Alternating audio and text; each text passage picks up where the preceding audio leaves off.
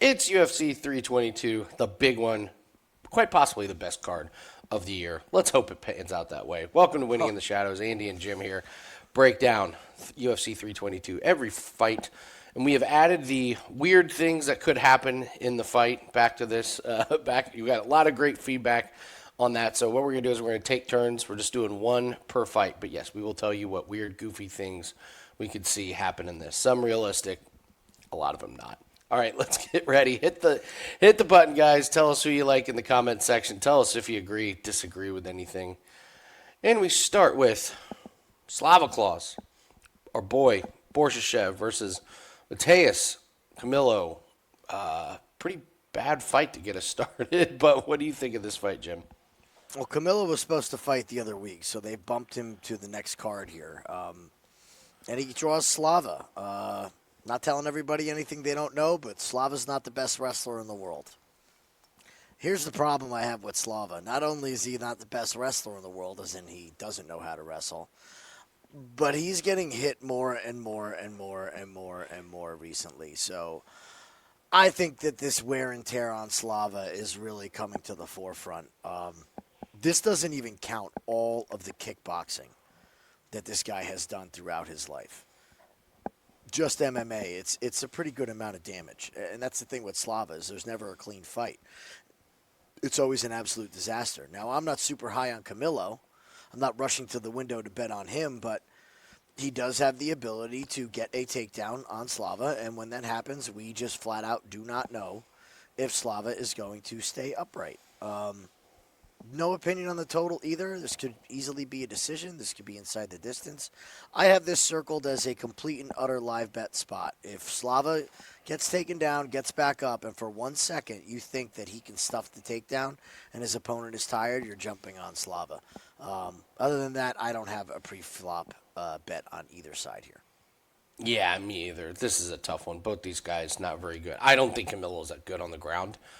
He got dog walked by Gabe Green. Got submitted. So, I know that was bad defense. Is he going to be on defense on the ground? My God, I hope not.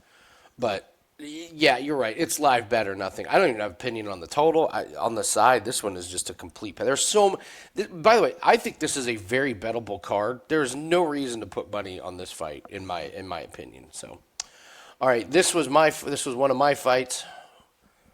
Borshchev loses, he retires, and in December he's spotted at a mall being an actual Santa Claus for kids to sit on his lap and get their picture taken with. So Slava Claus loses and then becomes an actual Slava Claus at his local mall.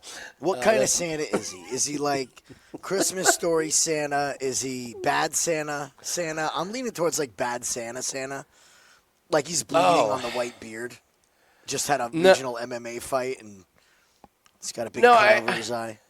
I think he's really depressed at the beginning, but then kind of gets into it the longer the day goes, and by the end, he's kind of having fun with it, and then he just becomes a really happy, skinny Santa Claus. So, all right, next fight we have up is our boy, Susurkaev, who's in the running for... Did he win BMF? Did he win the season of BMF? For contenders, I can't even remember who our BMF was for the season, but he was incredible. Right. Yeah, I'll look it up here. So we got Susurkaev against our boy Eric McConico, and I say our boy. What a live bet against Cody Brundage! What a great plus money live bet we hit on McConico in a terrible fight. Mm-hmm. Feels like a setup. This is easily the biggest favorite on the card. I guess I'll phrase it this way. Does McConico have a prayer? No. No, he doesn't. Let's be real. McConico does not have a prayer. This is going to be Susurkaev. Here's the problem with this fight. We are priced out of every freaking market that is available. We're priced out of the totals. We're priced out of the Susurkaev by finish. We're priced out of him by KO. We're priced out of him money line. We're just priced out. So I don't know what to do from a betting perspective. I feel like you have to try to make money off of Susurkaev. I'm not putting my money anywhere near Eric McConico. He is very obviously not a UFC-level fighter, and we know that Susurkaev is. Great pedigree of training partners, being with Chimaev and putting in the road work.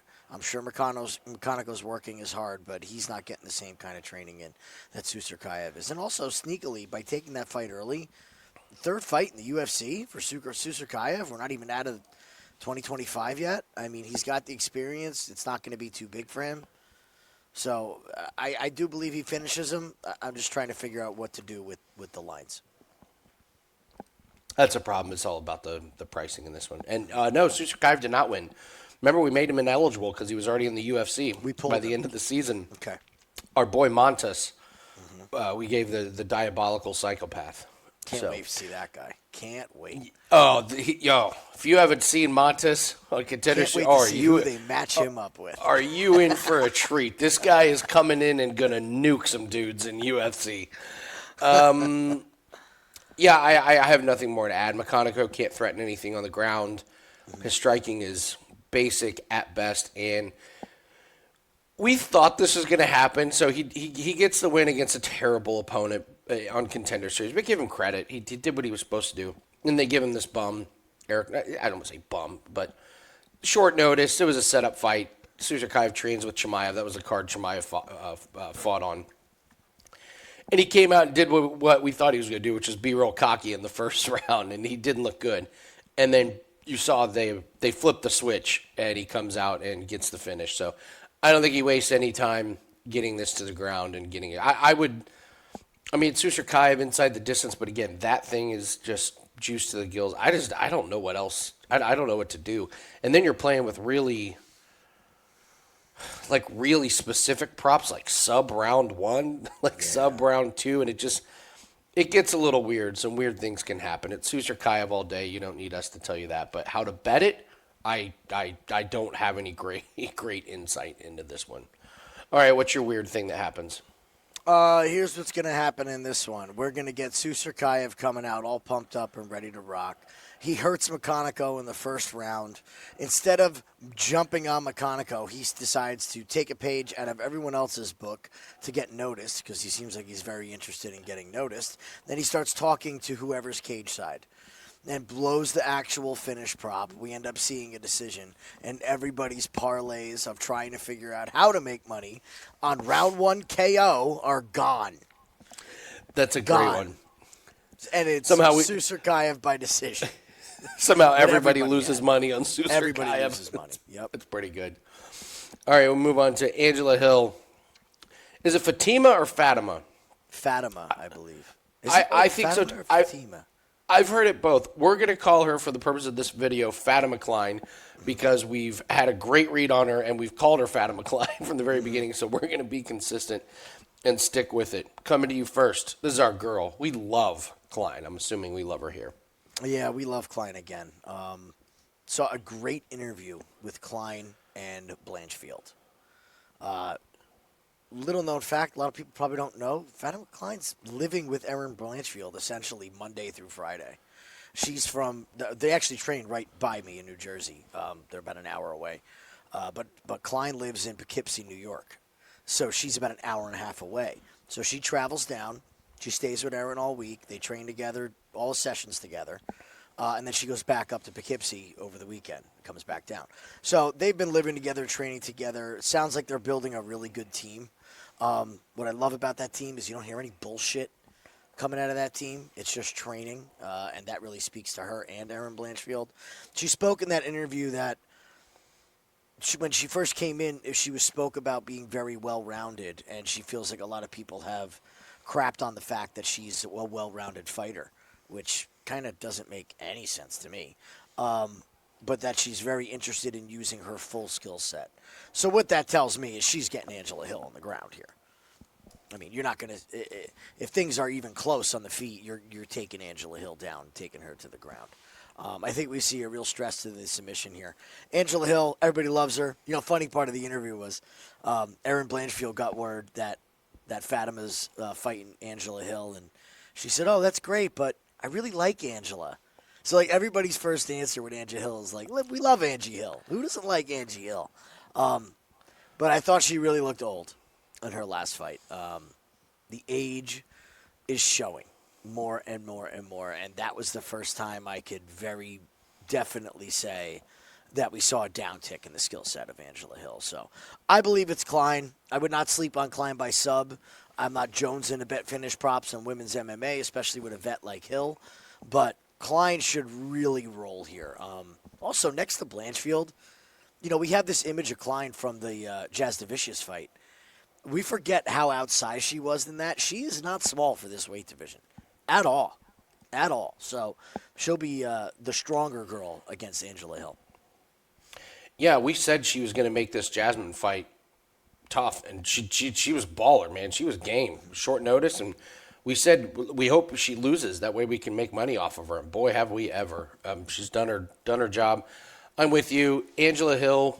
The last 3 fights, her output has gone down every single fight. Her cardio used to be amazing. It's just not there in the 3rd round. Her volume used to be there. It's just not there, and Father or Mother Time is just undefeated. She's 40 years old, and what did we see from Tisha Pennington last week? Just not there. It's just not there. So anytime, this is just to fade the older fighter. And listen, she's one judge changing 1 round away from losing 3 in a row here. It's Kline to the moon on this one. I wouldn't be surprised to see a finish from Kline either. But here's the thing: if you're gonna take Kline by finish, look at rounds 2 and 3, because Hill's going to come out fine. The first round, her energy's going to be there. It's just that 2nd and 3rd round where I could see a pretty easy takedown and a finish. So, but it's Kline all day. All right, weird thing that happens. This one's me. Hill springs the upset wins, announces she's retiring. Joe Rogan thanks her for a career as a fighter. Hill says, "No, I'm retiring as an announcer. I still got it as a fighter." Calls out Mackenzie Dern. Dern beats her ass in February. She retires from fighting, and Dana White won't give her job back as an announcer. So it just all goes awry for Angie Hill. For yeah, Angie Hill. The crashing down. That's a weird one. All right, we got to get to Chepe Mariscal and Pat Sabatini. I texted Jim. His hatred for Pat Sabatini is one of my favorite things about him. Every time Pat Sabatini fights, Jim goes, "Oh, the other guy," all day. So, you really don't like Pat, the 20-5 Pat Sabatini. So I made something for you.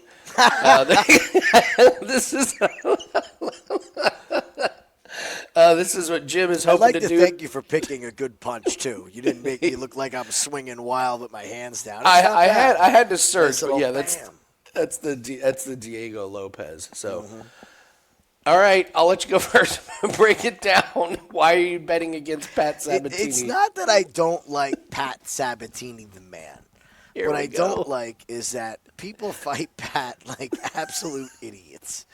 And he's a very simple fighter to beat.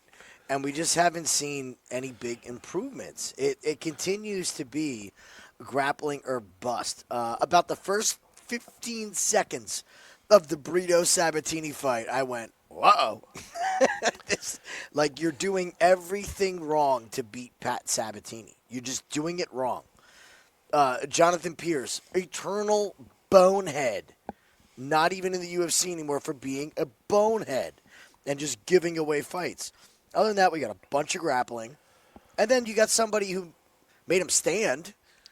Still, he gets knocked out. Like, just stand with the guy. All you have to do is the floor is lava. Stay on your feet. That's it. Stay on your feet. And you can beat this man easily. I think that Chepe's going to do it. Like, you set me up for this breakdown to look like such a hater. Such a hater. But here's the reasons why I think that Chepe is going to beat him. Number one, this is a rematch. Pat Sabatini's evolution, I think, is only a physical evolution. I don't believe it's a skill set evolution. Now, what we've seen from Chepe, if you go back and you watch that fight, he's way less brawler. Way less brawler than he was back then. And again, Chepe, say what you want about his fights, but the guy knows how to win. The judges love Chepe. Just like Big Norm, the judges love Norm. Chepe keeps this fight standing. We're probably going to see a knockout for Chepe, which is wild to say because he's not known for his standing one-punch KO power. But Pat is just such a fish out of water once those takedowns don't start working. So, like Chepe in the spot, I think the wrong fighter's favored. Let me put it this way: if you gave me plus money on this fight on Sabatini, I wouldn't be jonesing so much to bet it. The other guy, I don't want to bet somebody as a favorite because he does have that ability to pull that sub out of nowhere or get the takedowns. But Chepe's going to make this guy work, and I don't know if anybody has made him work in a very long time in an MMA fight. So give me Chepe by finish, little sprinkle, late finish. I got Sabatini winning. I don't think Chepe can keep this on the feet. I've watched him be taken down a few times, and I think Sabatini. I think sometimes we forget how good he is at these takedowns and can pounce. It's not anything I'm gonna play, but for the purpose of the video, I'm taking Pat Sabatini. I watched Chepe get taken down a couple times. He can get back up, but Sabatini's just different. The other thing about Sabatini, I always forget his size. I always think of him as a smaller guy. And then it's face-offs, and they're the same size. I'm like, oh, yeah, he's not this small guy. So I have never seen a faster live bet in an MMA fight in my life than the Joe Anderson Brito. Brito comes out and does the one move you can't do, throws a lazy body kick that Sabatini takes down. I see Jim just roll my eyes. You were just like, no way. I can't Remember bet. what happened when he stood up? Well, like you said, let's see if Brito can keep it on the feet. I go, he's not. What happened? Another body. Didn't. Oh no, it was a spinning back kick. Oh, the spinning back Sabatini kick. took him down. That's what something spinning. Like wow, fight IQ through the roof, brother. Through the roof. Absolutely hilarious. So we'll for fun go head to head on this one. All right, I'm dying to hear what you got going on in this one. You're gonna love this one. This one's great. This one just for Andy. Okay. Sabatini's winning the first round. He goes in for a takedown, and Chepe just absolutely nukes him with a knee. Chepe runs off to celebrate. The referee for the fight is Chris Tognoni, and he's too damn handsy with the fighters. So he jumps in, and he starts getting handsy with Pat Sabatini. Sabatini wakes up, chokes Tognoni unconscious. Yes! That's what you get for being too buddy-buddy with the fighters. And Andy has his moment in glory. Yeah. Tognoni. He did it. Tognoni did it again with a knockdown fighter last week. Just always got to be touching the fighters, man. Let the fighters go. Oh, that's a great one. All right, Chepe, man. Let's go to Gerald Meerschaert and Kyle Daukaus. Kyle Daukaus made his triumphant return to UFC by knocking out Michel Pereira, who we think is lied about his age, and we found out live on the broadcast that he was working out that morning. Bold strategy. Powerlifting. Yeah. Jesus, Pereira. All right. What do we think here? We got old man Meerschaert. We got Kyle Daukaus, who, I mean, literally, he and his brother just coined the phrase, we can't wait to bet against a Daukaus. But are we betting against a Daukaus here? I don't think we're betting against this Daukaus. I'll tell you flat out, my favorite bet on this entire fight right here is fight doesn't go at minus 210. I know it's minus 210. I don't care.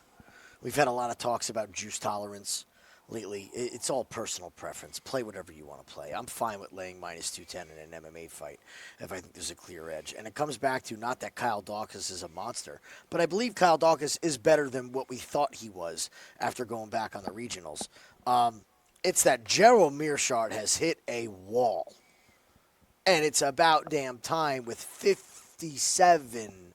That's right, 57 pro fights. Now ask yourself, out of those pro fights, when Gerald loses, it's usually on the feet.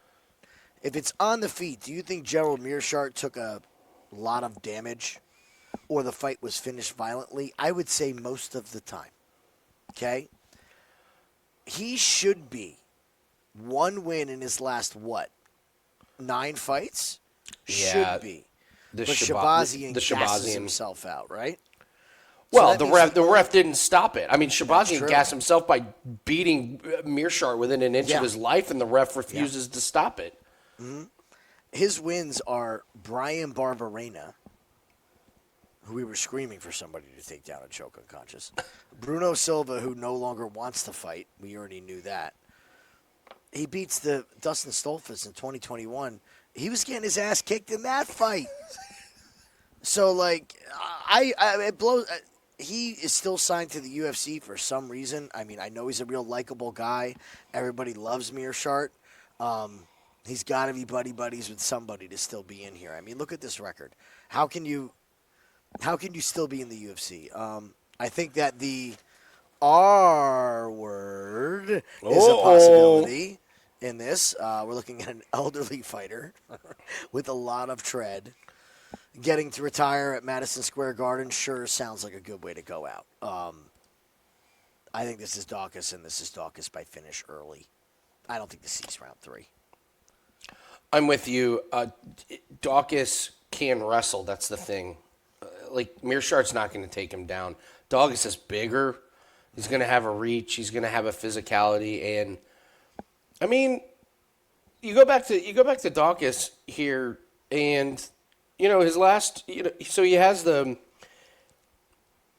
loses to Brendan Allen. Okay, beats Stoltzfus. Loses a decision to Phil Hawes. I believe that was before Phil Hawes' chin really got gone. You have the weird no contest coming home and have a head clash. Jamie Pickett wins. Okay, he gets knocked out to the Leadze and Eric Anders, and I know Eric Anders is older, but listen, 2022. So he goes on the regional scene and has some good wins. Does what he's supposed to do. He gets finishes a pretty good Peter Shuck. I watched that fight, and he just nuked the guy. It was really good. And then he comes in, and say what you want about Pereira, but it wasn't like Pereira was exhausted. This thing was 43 seconds in. He uncorked one. I think he does the same thing. I think it's by knockout. It could be, we always say don't play one method of victory. Play the inside the distance. But I think it's Daukaus inside the distance as well. Meerschaert cannot strike. That's how you beat Meerschaert. Yeah, and I went back and watched this against Oleg Kasachek. Oh, man, Meerschaert tried to shoot a couple of takedowns. It was like writing a letter. Like writing a letter was faster than Meerschaert trying to do those takedowns. Like it didn't have a chance, and that's against Oleg Kasachek, who doesn't have takedowns defense.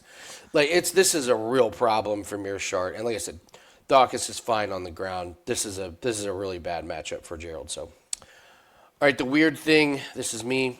Daukaus hits Meerschaert so bad, Meerschaert actually sharts, and it goes down as a Meerschaert loss by Shart KO. First one ever in UFC history.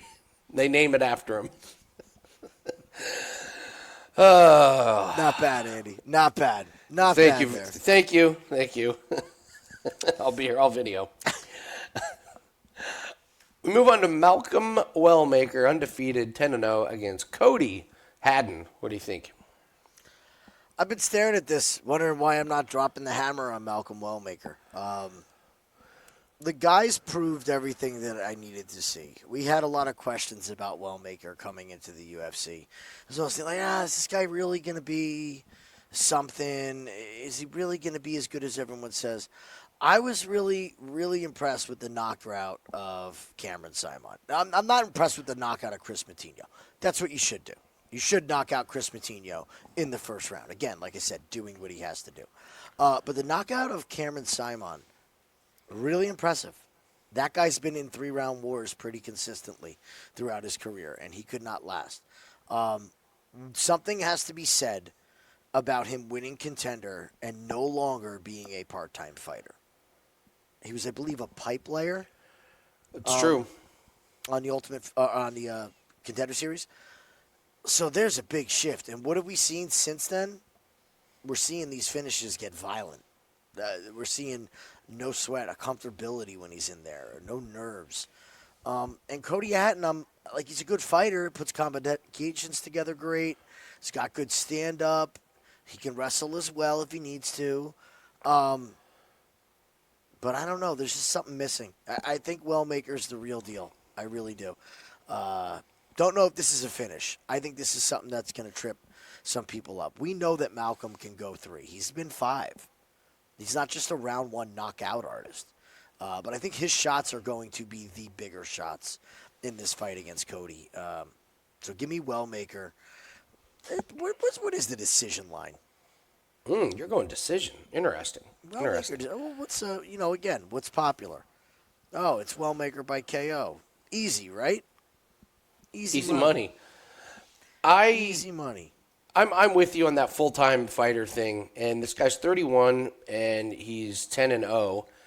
And they're trying to give him as many fights as they can while this man's still in his early 30s. So this will be his 3rd fight since April in UFC. So, he wins in August of 2024. Then they give him April, they give him June. They're giving him another one here. I thought Cody Haddon was completely let off the hook by Dan Argueta. Argueta had no energy. He had nothing in that fight. He was awful. And guess what? He still was able to do some damage. Haddon holds his hands way too low. You cannot do that against Wellmaker, who's got one shot, knockout power. I have Wellmaker by KO. I'm stunned at this line. I think Wellmaker is really, really good. I like his patience. I like that and I know I'm saying patience, round 1 KOs, but he doesn't just come out and throw wild. They're very accurate, and Haddon's going to leave the door wide open. I got Wellmaker by KO in this one. So, do you find the prices? Yeah, it's. I mean, look, if you're going to by decision is plus 350, by KO is plus 130. Even if you put them together, it's minus 160, which makes absolutely zero sense because the money line right now is 155. So yeah, why am I going to pay what more? are we doing here? Yeah, what are we doing, DraftKings? What are we doing here? Just play. I mean, honestly, he's playable on the money line. Don't get cute with it. Just play him on the money line. But I think it's Wellmaker. Yeah, his wrestling was okay, striking was okay, but I can't emphasize enough how bad Argueta looked in that one. And for Haddon to not get the finish, I thought kind of was not a great look because Argueta was there to be finished. Okay, Jim, what do you have for the weird thing happening in this one? All right, we're going to go upset here. Cody Haddon ends up finishing Malcolm Wellmaker. Gets on the mic. He's doing his speech. He's pumping everybody up. And then he reveals that he is the long-lost son of ex-boxer Ricky Hatton and that he did it for your dad. And we get this Ricky Hatton, Cody Hatton moment. I tell you what, if you put pictures of them side by side, they actually do kind of look alike. I wonder if there's a relation there that we don't actually know about. And Ricky Hatton did it for the band. Did it for the man. Shout out Ricky Hatton, R.I.P. That's a great one. I'm glad you have some positivity sometimes, right? Yeah, absolutely. Emotional. Yeah, Rogan and DC are crying. Yeah. That's great. That's a great one. Move on to Aaron Blanchfield and Tracy Cortez. Jim, coming to you first. Interesting fight here. Feels like Cortez bringing some momentum into this one. I think she might be a little overrated. What about you? I was all about betting on Tracy Cortez in her last fight, and it wasn't for the reason that all you freaks out there are thinking. Okay, take it in. We're talking about MMA. It was a beautiful matchup against the old Viviani. This is a different animal. Let's be real here. The last time Tracy took a step up in competition was that fight against Rose, where she got her eyelash knocked into the third row. If that was Rose from 2 years ago, that's not going the distance, but really just a beating. Beating Jasmine, low-key good win, but that was kind of like before the surge of Jazz. We're like, oh, she figured it out. Like, stop striking and be a dominant wrestler. Cortez has great wrestling. What I don't like, she's doing a ton of media. She's become one of the poster children for the UFC as far as marketing goes. We go back to the Paige Van Zandt days. Tracy Cortez is exactly what you want as an employee. You can take her to every event, put her in an evening gown. Everybody's going to lose their mind over her, get her on podcasts to do interviews, and more power to her. Because I'm sure Tracy Cortez ain't making a whole lot of money fight to fight. So she's getting hers as far as money goes before this career is over. But she's going up against Erin, who's been fighting the best of the best, who I believe was going to put a whooping on Macy Barber if Barber was healthy in that fight. Aaron's been a caged animal for a while here. This is a rematch where Tracy won, so there's motivation for Aaron to get this W. Again, we mentioned it before, training with Kline every day. I would expect to see some improvements. And Aaron's just built for the grind, man. I think this is going to be a grindy fight, and I think she's going to edge Tracy out. She will be the one moving forward. It will not be Tracy Cortez. So give me Blanchfield. I'm going to say Blanchfield by decision. Yeah, Cortez is known for her wrestling, but her takedown defense isn't that good. And Blanchfield can get takedowns, and she just kind of got that smothering top control where it's just really annoying, and you can't really get out of it that much. Striking, I'm not real impressed with Cortez's striking. And, yeah, she beat, Viviani, who getting a little up there in age, and Blanchfield is not. I agree with you. It's such a weird...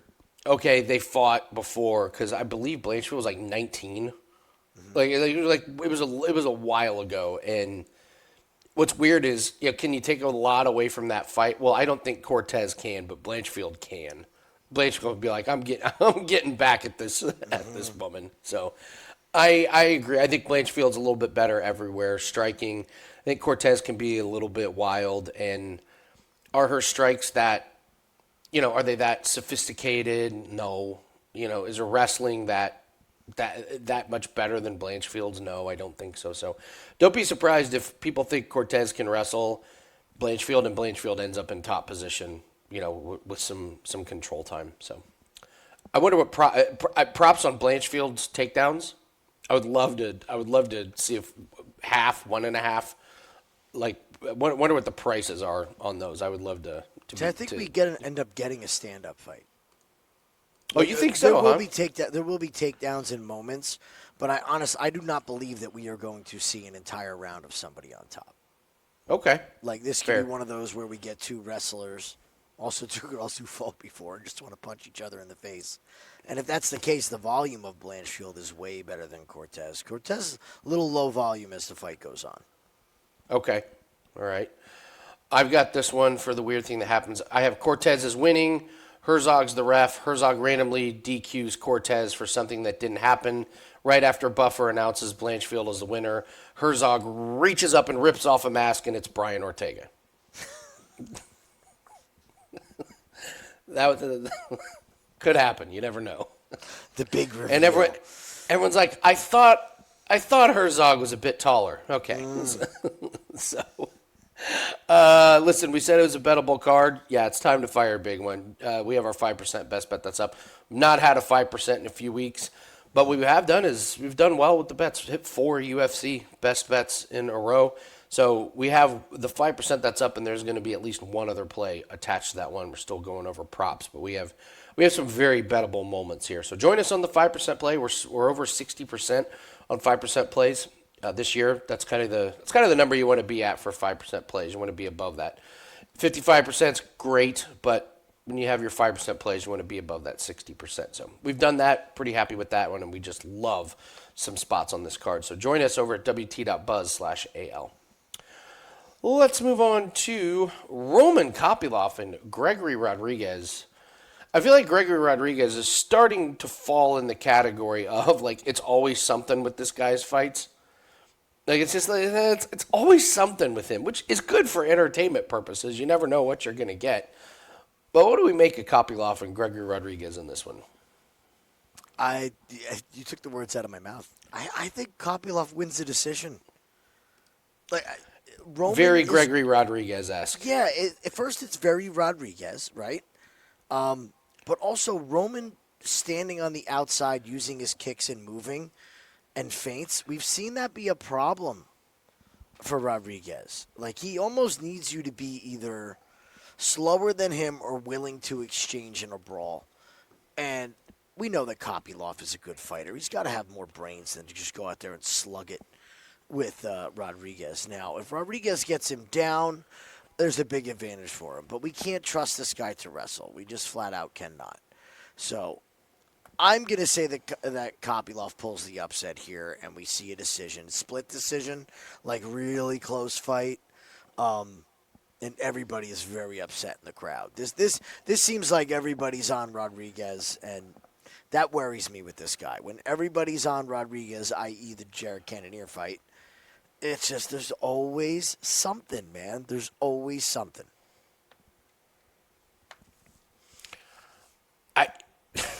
This Gregory Rodrigues, man. You look at these where you're like, oh, he won against Jack Hermanson. But what you don't see is how beat up he was. Mm-hmm. And Jack Hermanson's not a power puncher. Like, Jack Hermanson's not known for his violence. It looked like Gregory Rodrigues was hit with 2x4s. It was like, what happened? He's whooping Jared Cannonier's ass, and it just couldn't help himself. He gasses out and just gets nuked in the fourth. This win against Christian Leroy Duncan is aging beautifully. He gets a third-round finish against Tavares, but Tavares is not the guy to gas him. That's the thing. If in order to gas somebody, you got to be someone to push the pace, and that's just not what Roman Kopylov does. We had a nice string where we were. Oh yeah, this string here where we were like, Kopylov's getting like he came off the loss to drive, and then he gets to Chirico, and we were like, oh, he's winning that one.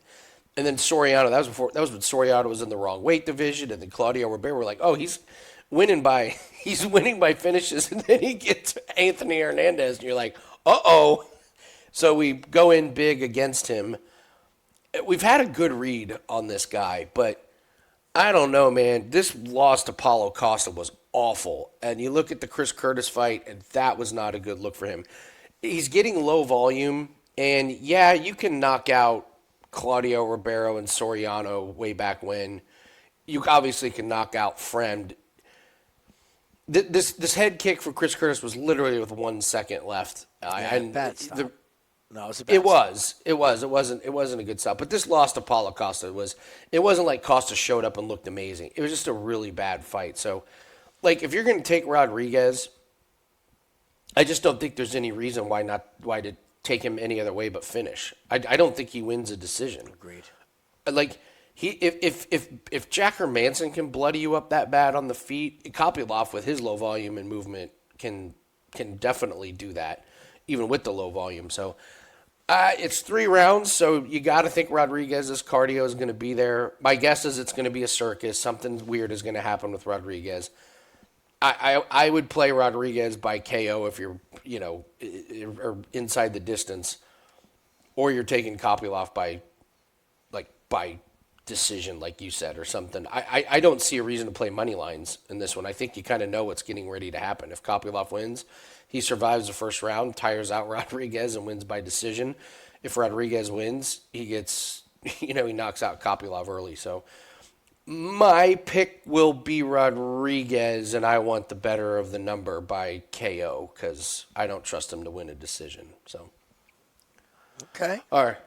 All right, I mean, this is a Rodrigues fight. What weirdness did you come up with? This is pretty easy to do with a Gregory Rodrigues fight. Gregory Rodrigues comes walking out. He's walking right down the aisle, and all of a sudden he stops. He turns and looks. And who's right cage side? Barack Obama. And we finally get our moment of giant Obama next to regular size Obama. It's the perfect time to do it in New York. Obama's got to be at these fights. So, Obama, make it happen. Get cage side. We got to get this picture of giant steroid Obama versus normal size Obama. All right, that's a great one. That's really, really good. We have seen him in the same room, so we do know they're Obama's not like Dr. Jekyll and Mr. Hyde. He's just going out there. What's Obama been doing? Winning MMA matches. Giant Obama. Oh, my gosh. All right. Bo Nickal and Rodolfo Vieira. Coming to you. What do we do with Bo Nickal? I wanted to say that this is Bo Nickal reminding everybody what kind of a prospect he is. Reason being, he's fighting a guy who has come out and said that he just doesn't like fighting, but he has to. That's kind of all you really need to hear. at this level of the UFC is just don't bet on the guy who doesn't like fighting. Now, that being said, we go to this guy. He's coming off a win. But this loss to Petrosky was an absolute slug of a fight. It was horrible. I don't know who won that fight, honestly. It's like, I know we all lost, I can tell you that much, but I don't know who won. He beats Tresean Gore, who's unimpressive. It goes to decision. And now you're giving him Bo Nickal. So when is the last time that we saw anything from Vieira to say that he is here to win and loves MMA and is going to train hard and passionately for it? I don't see it. I think all the motivation is on Bo Nickal's side. Then I had to go and hear an interview with George Masvidal, of all people, with Bo Nickal, where he said, no. "What are you doing in camp?" He said, "Well, I'm just really starting to put my striking together."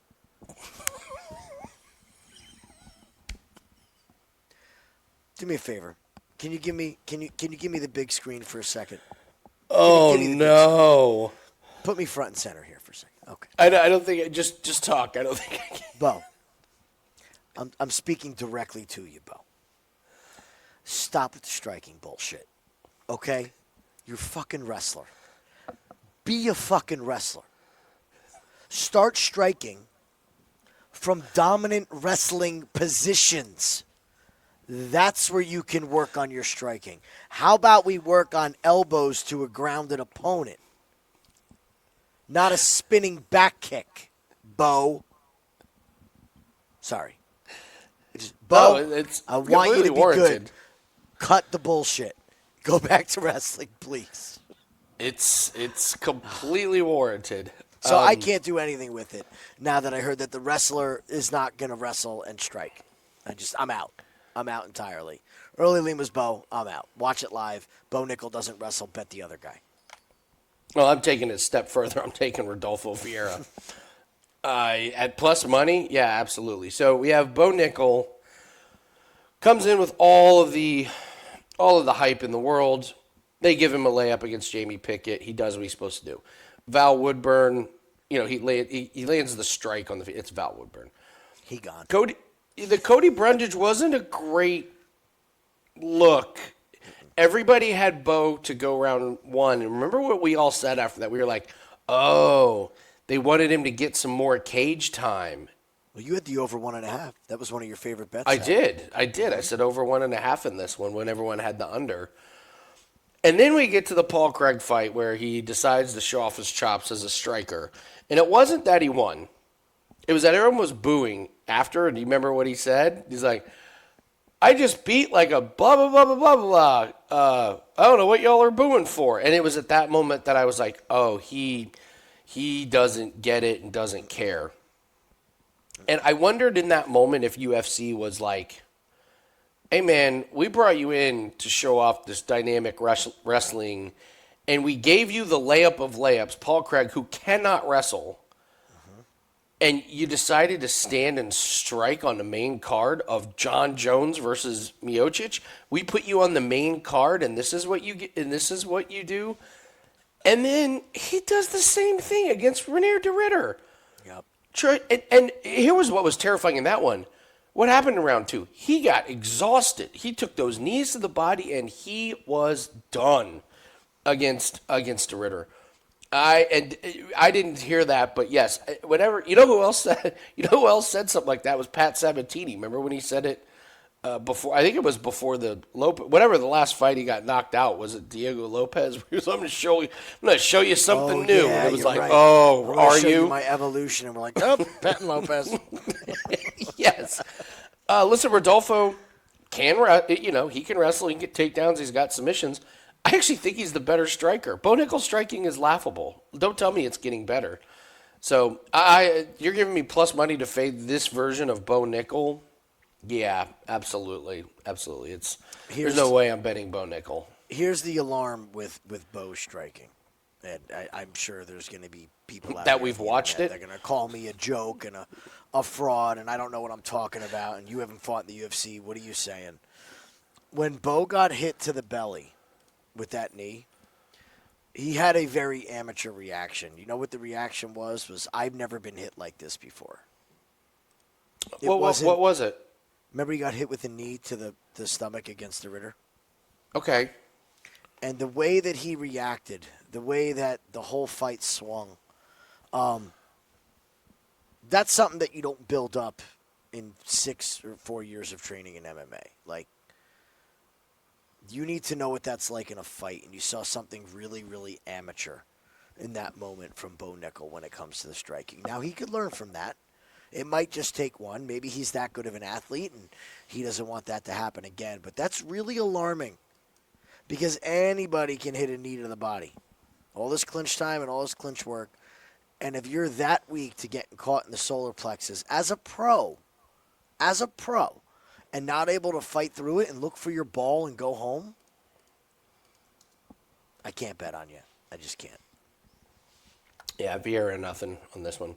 Move on to Beneil, Dariush, and Benoit. Oh, we got to do our weird thing. Oh, the weird thing. Sorry, this is me. This is a pretty decent one. Bo Nickal is not wrestling. This fight is awful. It's a striking match between Bo Nickal and Rodolfo Vieira. Rogan is stoned out of his mind and says something to the effect like, Bo Nickal, right now he's fighting like Bo Penny. And Nickal hears it and turns into a wrestler and takes down Vieira and submits him within a minute. That was probably the most plausible one that you've said all night. Could you that not is a see joke that Joe Rogan yes. saying something stupid like that, stoned out of his mind? Yep. And it may be Rogan, it may be DC. I could see DC saying something like that. Joe Rogan being like, Bo Nickal. And DC like, hey, Joe, he fight more like Bo Penny, isn't he? Like, you're right. It's silent. Bo hears it. Just double legs Vieira, slams him, and chokes him out. Actually, it is DC. DC is the one that would say that. Hey, Joe, like proud of himself that he came up with that all on his own on the spot. All right, Beneil Dariush and Benoit Saint Denis. This is another good one for what's weird that's going to happen. I am baffled by this one. I'm going to you first. I'll keep this quick. I thought Benoit was full of shit when he said he didn't have a training team or a coach or anything all through his career. Well, I can't argue with the results. It is what it is. You are what you are, right? Right after the Moicano fight, when he takes the absolute beating, we find out that he's never been training with anybody intently, like every day with like a plan. He's just kind of gone out there and fought. Since then, he's got finishes over Kyle Propolic, whatever. But he made Ruffy look like he didn't belong in the UFC. He went back to his roots, which was the grappling. On the flip side, the last time we saw Beneil Dariush, it's been a while. He got pulled from his last fight, or they pulled the last fight, so he had to wait again. But this win over the checked-out Moicano, like they had to reschedule it.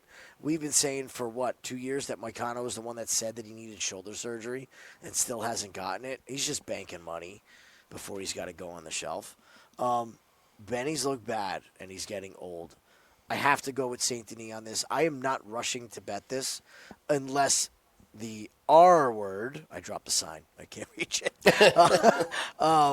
pops up for Beneil, but it doesn't seem like there's much there. I think this is going to be one of those things where when Beneil retires, it's just going to be after a loss. He's not one to make a fuss and retire ahead of time. So we're going to have to guess on Beneil Dariush when it's his last fight, but it is coming soon. Yeah, Dariush looks so awful against Oliveira and Sarukian, and you kind of go down. He like when he loses, he gets knocked out. He doesn't lose decisions.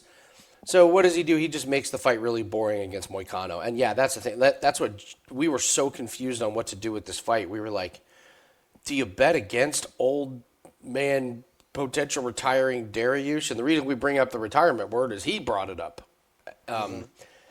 And then it turns out, no, you bet against the checked-out shoulder need surgery Moicano, who did absolutely nothing. Yeah, it was bad. I didn't see anything in that fight to make me want to bet on Dariush at all. So it's Saint Denis. I thought his cardio would look a lot better against Ruffy.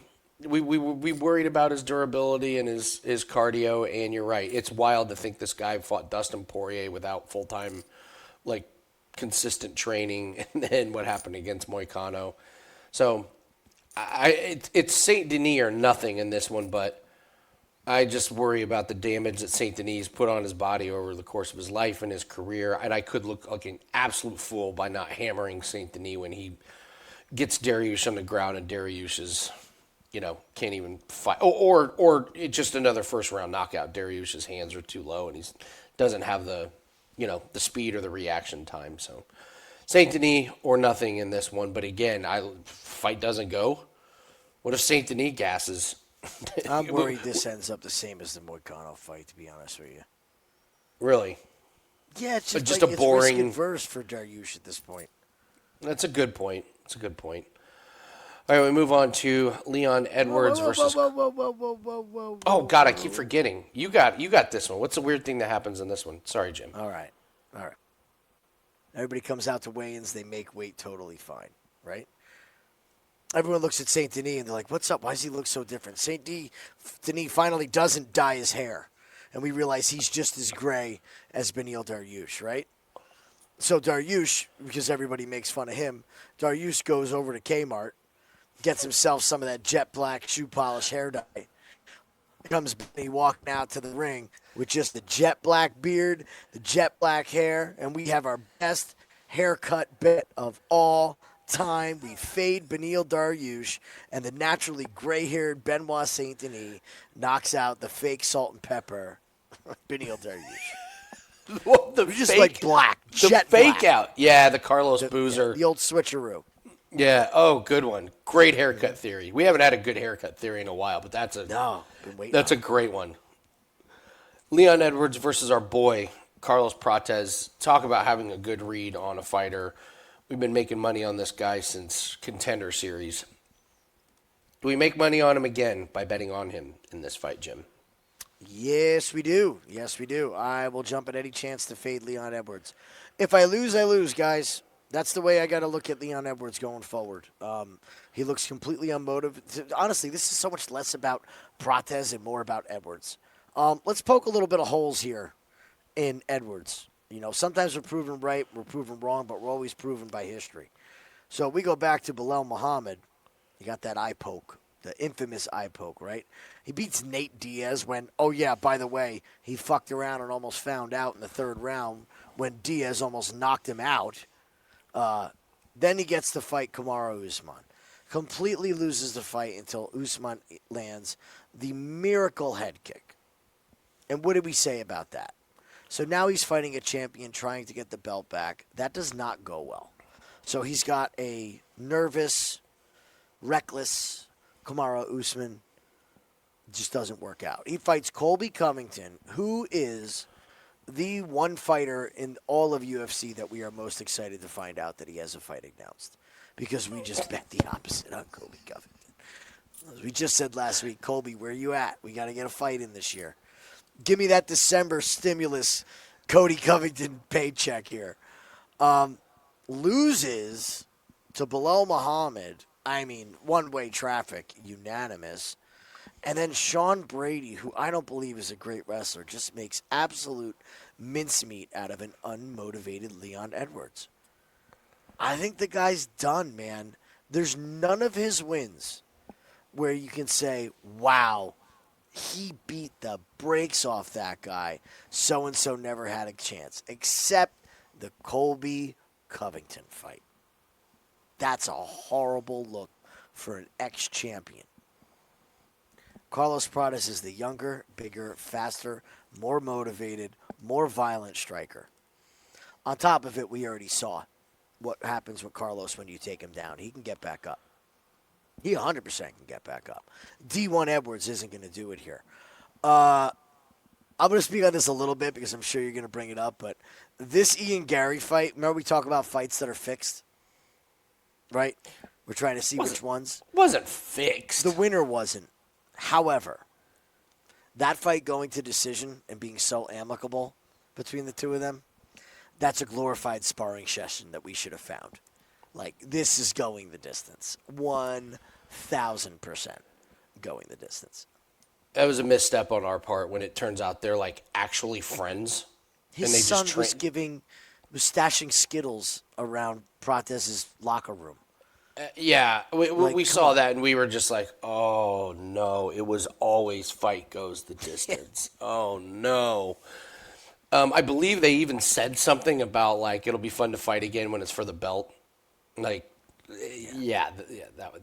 I'm with If you. you can't tell, it's Prates, and it's Prates. I think it's Prates by decision for me. Go ahead. Yeah, this is one of my favorite theories: is fading the fighter that reached the top and has peaked. It's too hard when you get to the top and then you fall down to get back. This guy's 22-5.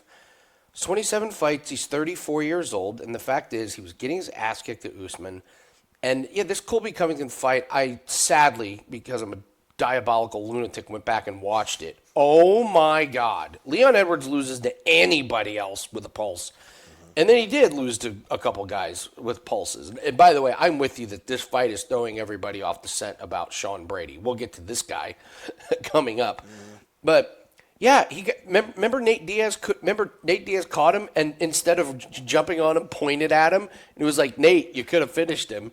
So The look of concern on Edwards' face after that shot showed you how rocked he was. He got serious real quick. Yeah, he couldn't even get to 70 punches against Colby Covington. He's low volume. His days of wrestling are kind of gone. And you're going to wrestle the much bigger Prates? I just don't see it. So if you're not going to wrestle the Prates with that level of aggression, when was the last time we've seen that level of aggression, or any level of aggression from Leon? Doesn't his corner have to tell him to wake up or like? Oh, they scream at him. Screaming at him. Screaming at him. Yeah, so Prates, he comes off of Contender Series, made money on him. Trevin Giles, it was terrifying. He looked terrible. And then bang, it switched in the second round, and it's been to the moon, knocks out Radke, knocks out Lee, destroys Magny, and I thought this was the perfect fight for him. He got to go 5 rounds, test that cardio. He absorbed damage, not too much, but he absorbed it well against a very experienced title challenger. And what does he do? He comes back and just hits this incredible spinning back elbow. He's confident. He's on the way up.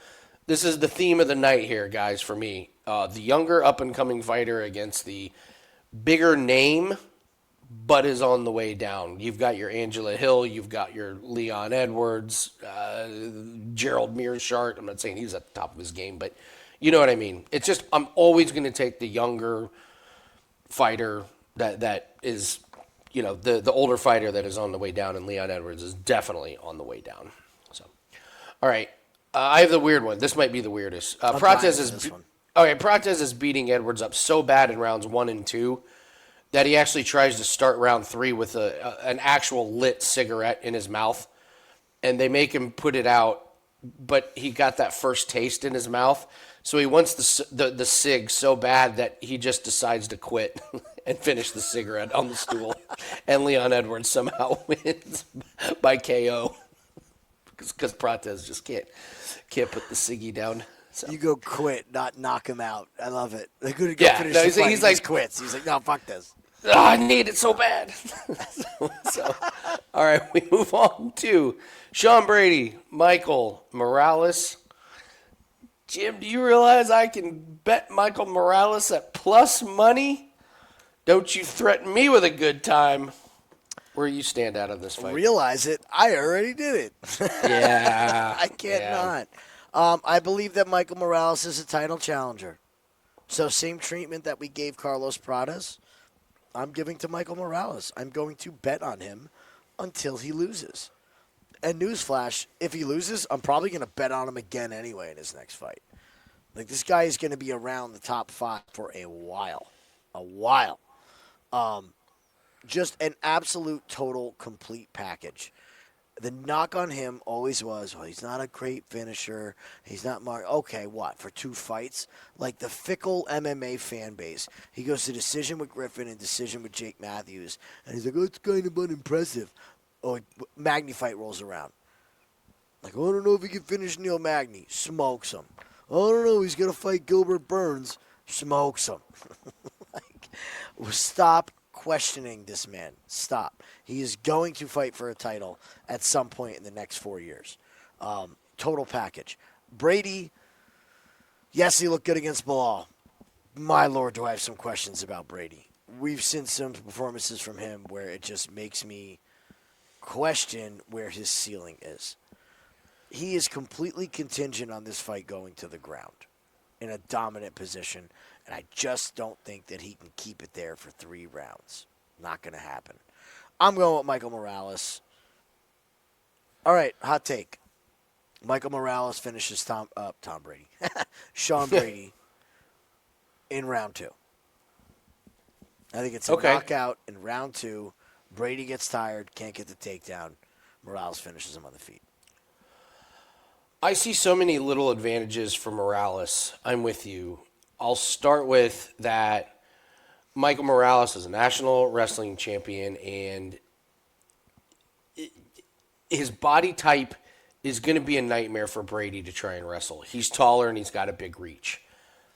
When you're taller and you got a big reach, that makes takedown defense really, really easy, especially when you have the wrestling background that Michael Morales does. The striking, it's not even a contest. That's the big one. Like, Morales stuffs a few takedowns and keeps this on the feet. Look out, because at range, Michael Morales does have that big KO power.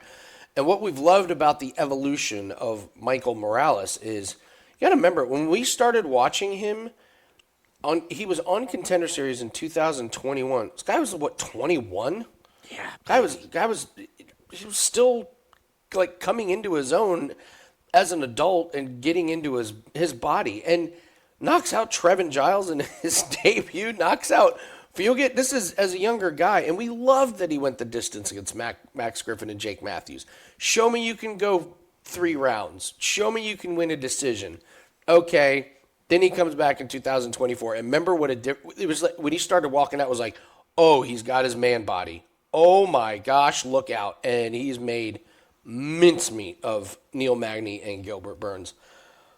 I like Sean Brady, but Jim, I got to tell you, when I saw him sitting up there talking about all I'm doing is training and being a dad, I was like, okay, all right, I'm out. I'd like to step in and say that the being the dad is harder than the training. Yeah, it's the training. Yeah. If you're balancing both, it's a struggle to keep the training up. Michael Morales is like, I've been doing nothing but training. So I love this. I mean, 18-1 is, basically 18-0. It's pretty similar, but I'm with you. We've been betting on Michael Morales every single fight. I'm going to keep riding the streak, and the fact that I can get him at plus money to me is mind-boggling. I love it. I've already bet this as well. All right, you've got this one. Weird thing that happens. Okay. Morales and Brady start. Morales knocks out Brady. In the ring, he starts taking his pants off, and everyone's like, oh, it's the Derek Lewis thing. He's copying it. No. He gets a sundress. He throws the dress on that everyone's making fun of him about, because there's a picture that surfaced of them all dressing up like girls, which, by the way, I think everybody who's been in a frat, you've been made to dress up like a woman at some point. Let's get over it a little bit, right? Guilty. Yeah, let's all calm down about it like it's a big deal.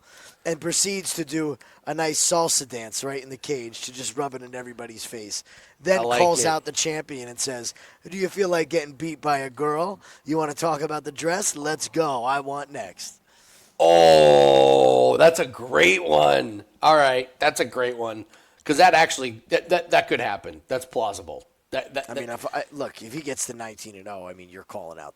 I want next at this What point. more do I have to do to All right, Valentina Shevchenko and our girl. I don't know if I've bet more. Well, taking out Contender Series, I think our best call of the year was Weili over Tatiana Suarez. So that was a just beautiful call on our part. But here's the sad thing for us. We've been betting money on both of these, and now they got to fight each other, and we got to pick a winner. And damn it, Jim, I don't want to do it, so I'm not going to. I don't care who wins. This fight's going the distance. Curveball. Who finishes who in this one? These women are way too good. And you want to talk about, like, coming to fight in the best shape of your life?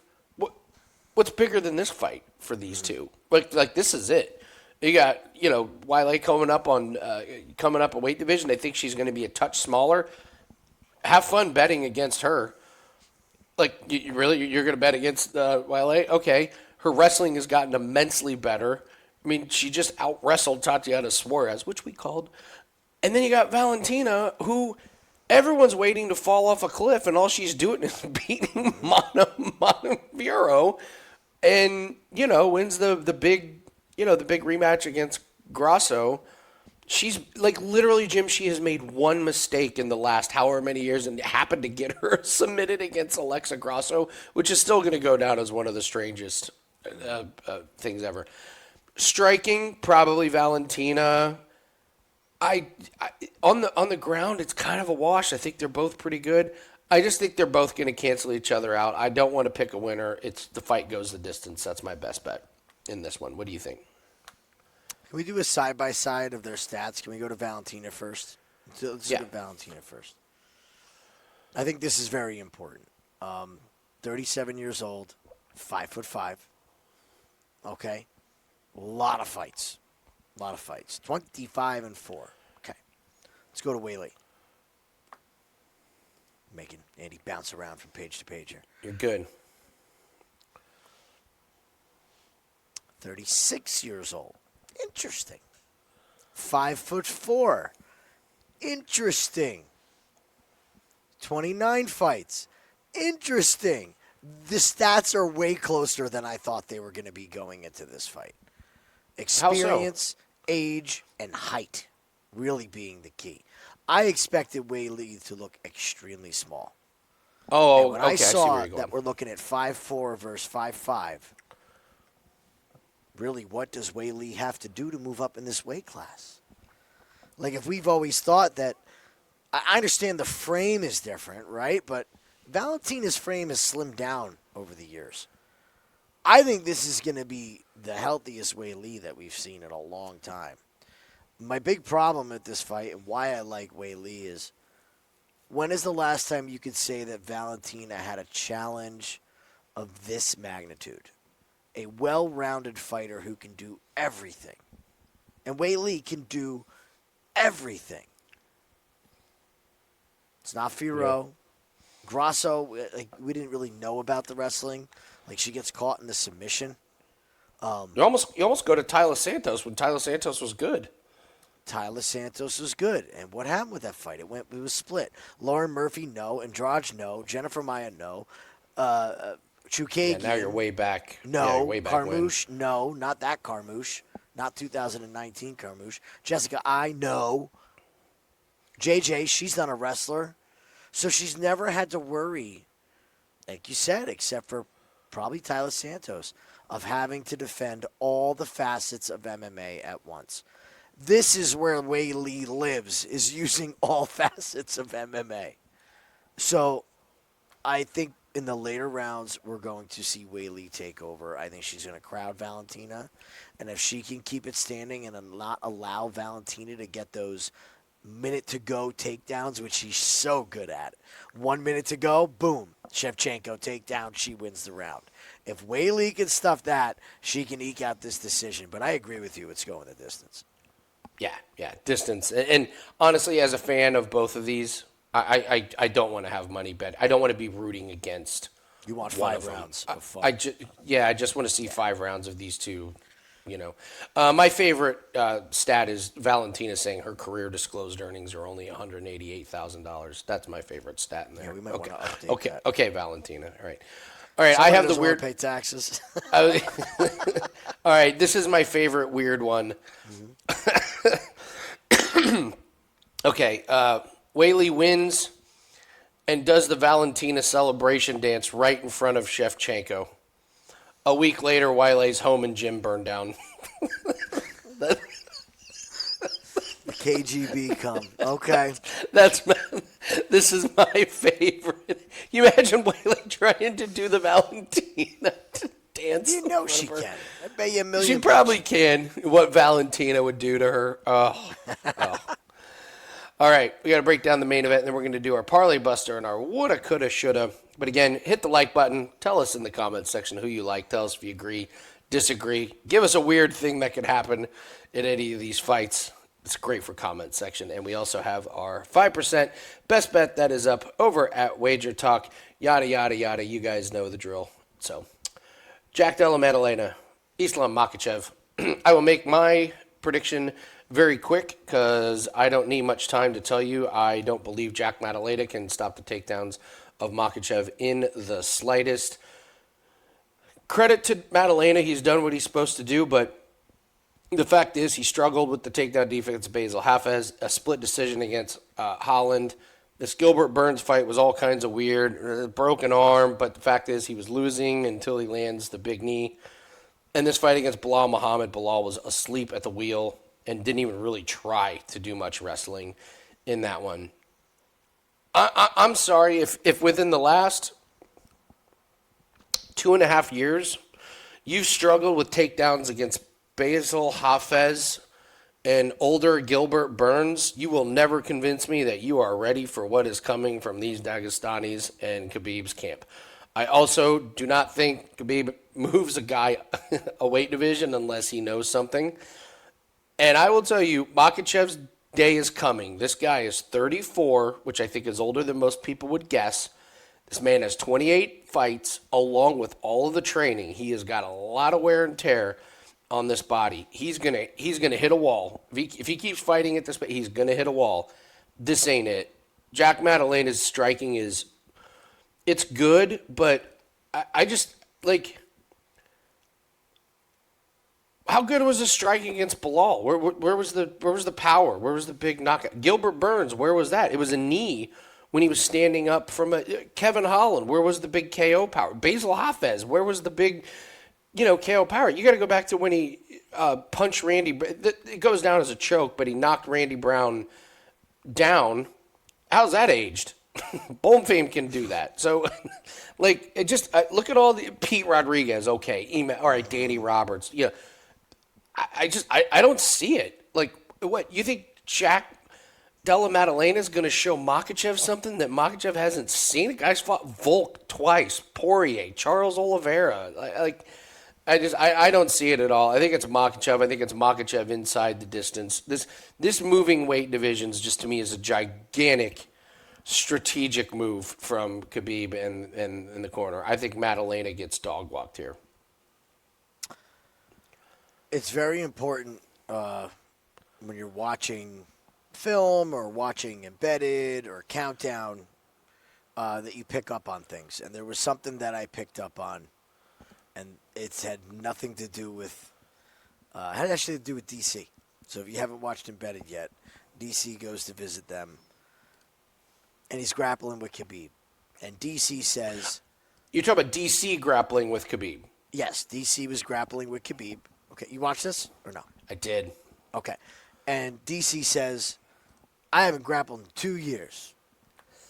What does Khabib say, the leader of the team? Remember what he said? Yeah, tell him. I grappled 180 hours, last week? Last month? I forget the time frame he said, but he's like, I grapple all the time. It was... awesome. They're lunatics, man.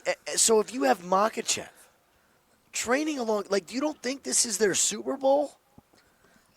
This is Khabib's Super Bowl to get a 2-division championship. This is his father's dream to see the belt around Makhachev. This was planned out. I think they watched that fight. They didn't want to go for the title with Bilal because they're friends. They're all friends.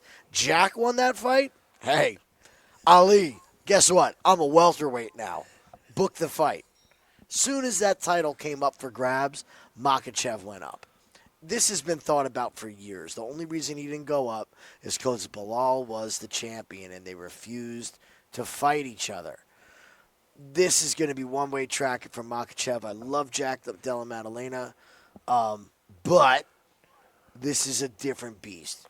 And on top of it, if you watch Embedded and you see how big he is at welterweight next to DC, who used to be the heavyweight champion of the world, it is scary. I think they're going to be nose-to-nose at face-offs, and everyone's going to go, oh, this isn't on a whim.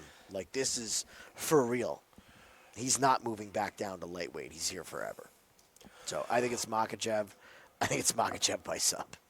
I think it's Makhachev by sub on the ground too. Makhachev inside the distance is the only way I would look at it. So, all right, we're moving to the woulda, coulda, shoulda, and the parlay buster.